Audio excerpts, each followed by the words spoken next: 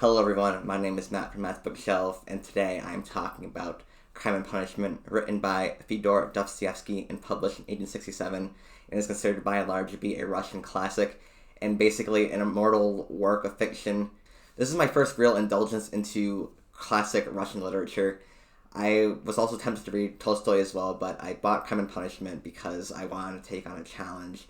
And throughout the past year, and since I've started my booktube channel, I've challenged myself to read literature of, higher status, I guess, what literary scholars largely consider higher status. So I was very excited to take this book on, not really knowing what I was getting myself into, because I don't like to know what's going on in these books before I read them. I know some people like to, have a general idea about what happens in these classic novels before they read them. That's not really my style. I like to try to go in as blind as possible. But I do know a lot about Fyodor Dostoevsky as a person, a lot as in, his general background and how he lived an utterly tragic life, but still managed to write. So I sat down very excited, and I read Crime and Punishment, and I must say that I did not particularly enjoy this book. Not in everything is miserable, I want to read something that's happy, and I'm literally not happy as I'm reading the book because of how miserable it is. My problems are more about the writing itself, and I want to go into that in this video. I wouldn't have done a video if it hadn't been for the attraction it got in my comment section. One of my older videos, I just briefly mentioned offhand that I was reading Crime and Punishment, and I got several comments about how it's a classic novel and they want to hear my thoughts on it. So, be careful what you wish for, because you're about to get them. And this video is not to change people's minds on Dostoevsky Crime and Punishment. I think, even though I did not particularly enjoy it, I recognize that it is a classic. I know why people love it and why it's basically timeless at this point.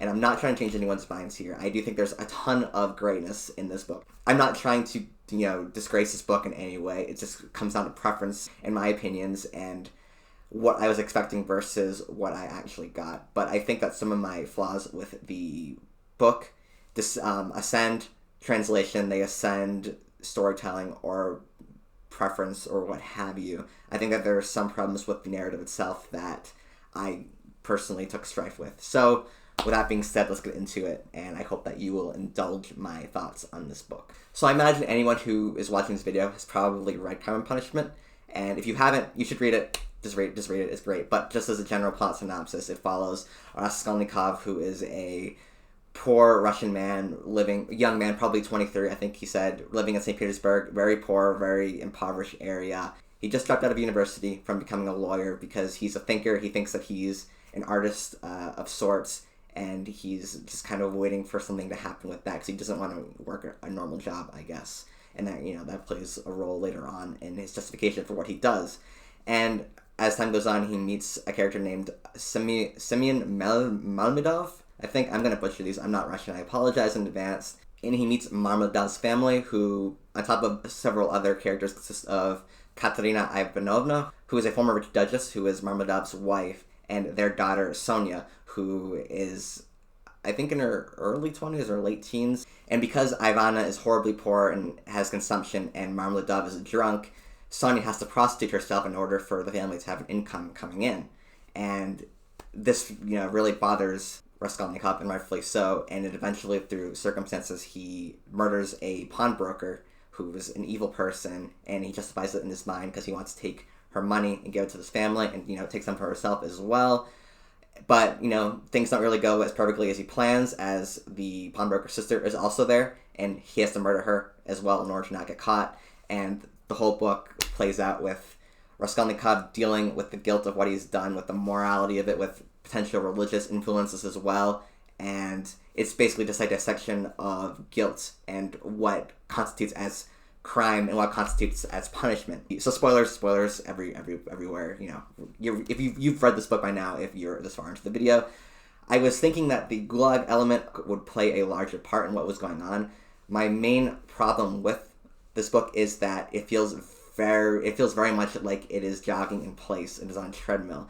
And I understand there's going to be a lot of that's the point in these comment sections, or you're maybe thinking that's the point, but ultimately this book is 400-something pages long, and I got the point of the guilt consuming Raskolnikov about 200 pages before he actually decides to confess. I just want to say that parts 1 and 5 I find to be the most compelling and, worthy of the classic status, but parts 2, 3, and 4 I found to be very repetitive. There's lots of scenes with just people talking and talking and talking, and I understand that there are a million subtle, amazing messages in these lines, but for me, it just got very repetitive and it got very boring after a while. It's like I understood the point that guilt is consuming Raskolnikov. I understood that perfectly fine, but it just keeps going, and I would be fine with a little bit of excessiveness. You know, that's always good to make the reader feel like they're in the shoes of the protagonist.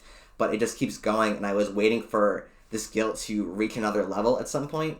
Other than it does reach another level, but that's only right towards the end, where it feels like his acceptance of what's going on kind of all this happens in within 50 pages, and there's hundreds of pages where it's just hitting you over the head with the lesson of the guilt's consuming him, the actual crime is what he's putting himself through, is the burden of having to deal with murdering people, and the religious aspects of that as well, and the societal aspects of that, with him being investigated by a by a detective named Piotr Petrovich. And I just want to say that, like, when I was sitting down to read this book, there were moments where I was just dreading having to sit down and, you know, actually read it, because I didn't know, but from what I'd been reading previously, it just seemed like there were going to be a lot of chapters with a lot of dialogue, a lot of people talking, and these subplots that, although interesting in their own regards, I found, especially with Danya's relationship with Raskolnikov and her thing, to be somewhat, not totally irrelevant, but somewhat irrelevant to what was going on with Raskolnikov. And it just felt very melodramatic to me and not very important. And the thing with Razumihin, his best friend, being in love with Danya, was like, okay, whatever. And Raskolnikov kind of takes a backseat for a while, and he's just being insane, and his friends are commenting on what he's doing, and that stuff just goes on and on and on, and it's like, I get it. I don't need it anymore. And maybe if I reread it knowing what I was going into, I would like it more, but as it stands right now, I was dreading picking up this book whenever I had to read it, because there are just so many times where I just be reading pages and pages where I don't feel like the plot is progressing in a meaningful way. And I'm fine with it being gratuitous in certain regards to hammer home the point of the guilt corrupting him and completely consuming every aspect of his life. But however, there was just too much of it, and I stopped relating to the character and just started getting bored and getting frustrated with what I was reading. And maybe some of that has to do with the translation. This is the Dover Thrift edition, translated by, Constance Garnett, which, I mean, I've heard it's like a fine translation. But I do feel like even regardless of the translation, the dialogue would still be as long as it is. The plot that's on the treadmill would still be the plot that's on the treadmill. I don't think a translation can really change that, unless I'm horribly wrong in that regard, but I don't think that I am. But I have to say that there were elements that I just feel it could have been cut out. It could have used an editor. And I know that at the time it was being published in chapters. Like, it wasn't published all at once. It was just being published periodically, kind of like episodes of a TV show. And maybe that has to do with some of it as well. Maybe he's making more money per chapter, but it felt like it could have been trimmed down, in my opinion. That being said, there's a lot to love about Crime and Punishment. The adventure, the journey, it's not really adventure. It's a dark adventure, I guess. A dark mental adventure morbid adventure of Raskolnikov is fascinating. As someone who studied criminology in university, a lot of what Dostoevsky is saying about how environment influences someone's capacity to commit crime or willingness to commit crime, completely in line with what Dostoevsky is writing. He's clearly very ahead of his time here with that, and I admire that so much. And everything with Sonia and their family is absolutely incredible. How Marmeladov and Katerina Ivanovna are just terrible people, but there are brilliant moments where you just feel bad for them. And in prostituting their daughter Sonia, and Sonia is a fantastic character herself. She's so innocent. She feels like she does not belong in this horrible, horrible world, but she does, and she manages to find religion. She manages to, despite all the horror stuff around her, to find value in her faith and in goodness, and that's what ultimately changes Raskolnikov. And all that stuff is utterly brilliant, and I loved it, especially with the whole family and family dynamic and everything.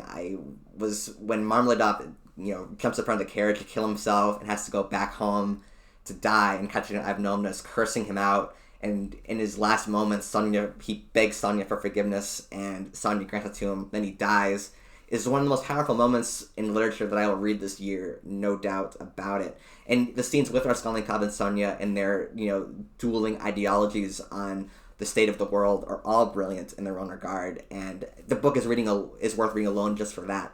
But a lot of the other elements I just found to be completely unnecessary and could have been cut out. And I understand. I watched Sophia Clough's videos on Crime and Punishment, and they're all brilliant, and she's manages to dissect this book in a great way and points out like hundreds of things that I never would have guessed. But these hundreds of little things don't quite add up to my ultimate, dread to read this book sometimes when I knew that they're going to be just long, drawn-out scenes. So that's my video for today. It's relatively short, I know. I just kind of wanted to get this off of my chest because people were asking for my thoughts on it, and I teased it in my last video, which was the what I've been reading in the past 6 months, so I had to deliver on the content.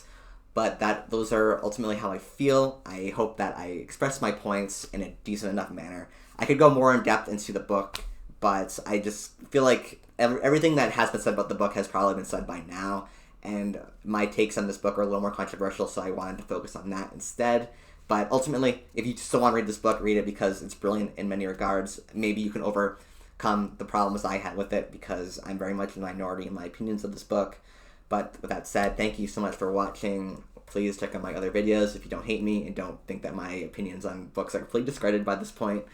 I have a lot of other great videos you should check out, and I'm also on Instagram now, so follow me. I'll put the link to my accounts in the description below, and it's also in my bio on my YouTube channel. And check out my friends' videos, Colorless Wonderland and Drunzo. And Colorless Wonderland has a lot of good videos about, one recently was Haruki Murakami. Is he a sexist author? It's a long video, but it's very good. If you like Murakami, maybe you will like this video, or maybe you'll dislike this video because he has some hot takes on Murakami, and that's what the three of us are about. We're about hot takes all the time, every day. We're changing it up. We're bringing class to BookTube. We're bringing excitement to BookTube. That's what we're about. And also, our film podcast, Film Frauds, check it out because it is great too. And let me know what you think of Crime and Punishment. Maybe this video has inspired some people to be more honest about how they feel about the book. Maybe they didn't particularly like it. They will agree with me here. Or just tell me that I'm wrong because I am probably very wrong about this. And I, again, don't want to take anything away from Crime and Punishment or Dostoevsky or your love for the book because I understand where the love comes from. I just have some problems with it that I feel like need to be addressed. So thank you and goodbye.